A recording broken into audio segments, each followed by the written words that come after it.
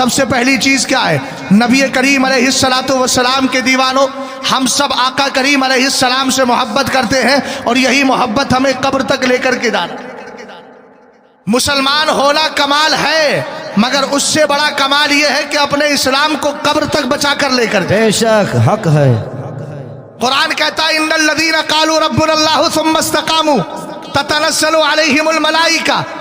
قرآن پاک نے ہمارے لیے فرشتوں کے نزول کی بشارت دی ہے، لیکن مطلقاً نہیں، بلکہ آپ پہلے قرآن نے کہا ان الذین قالوا ربنا اللہ، بے شک وہ لوگ جنہوں نے یہ کہا اللہ ہمارا رب ہے، خالی کہنا نہیں، ثم استقاموا، پھر اس پر قائم بھی رہے، کتنی بھی سختیاں آئی لیکن قائم رہے، کسی بھی طرح کے مسائل آئے لیکن پھر بھی قائم رہے۔ اعلیٰ حضرت امام اہل سنت رضی اللہ تعالیٰ عنہ کے دیوانوں، اعلیٰ حضرت نے اس کی بھی ترجمانی کی ہے، اسی کو اپنی زبان میں، عربی کی زبان میں استقامت علی الدین کہا جاتا ہے۔ دین پر قائم رہنا، مضبوطی سے ڈٹے رہنا، اپنے مسلک کو پابندی کے ساتھ پکڑے رہنا، اسی کا نام استقامت ہوتا ہے۔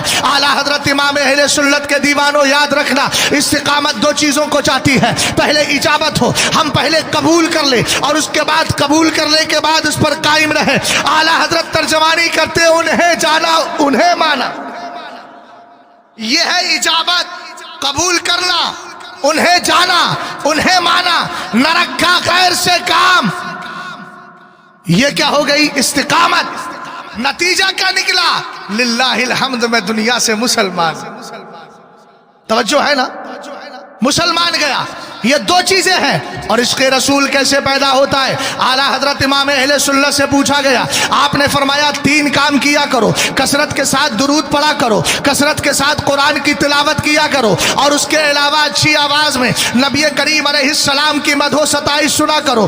آپ جانتے ہیں کثرت کے ساتھ قرآن کی تلاوت کریں گے عشق رسول پیدا ہوگا۔ ہم کہیں گے کیسے پیدا ہوگا؟ اس کے بعد آئیے اعلیٰ حضرت امام اہل سنت حضرت شاہ عبد الحق محدث دہلوی کی کتاب اخبار الاخیار کے حوالے سے، اور انہوں نے صوفیہ کے حوالے سے لکھا ہے عشق رسول کیوں پیدا ہوگا؟ اس لیے کہ قرآن کی ہر سورت میرے نبی علیہ السلام کی نعت ہے۔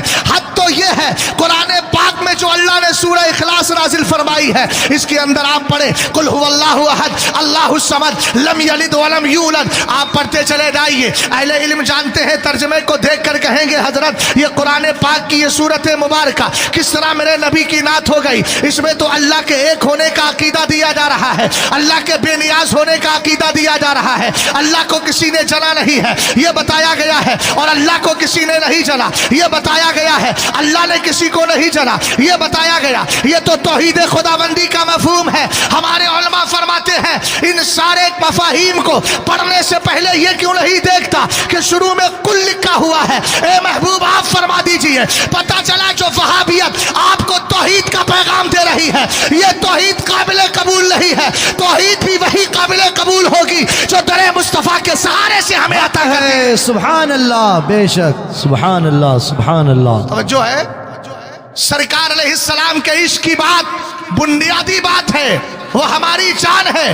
اسی لیے تو حضرت مولا کائنات رضی اللہ تعالیٰ عنہ ارشاد فرماتے ہیں، میرے نبی علیہ السلام نے فرمایا ادبوا اولادکم علی ثلاث خصال حب نبیکم وحب اہل بیتہ وقراءۃ القرآن فإن حملۃ القرآن فی ظل اللہ یوم لا ظل الا ظلہ مع انبیاء واصفیاء او کما قال علیہ الصلوۃ والسلام۔ توجہ فرمانا، اصلاح معاشرہ کی بات چل رہی ہے۔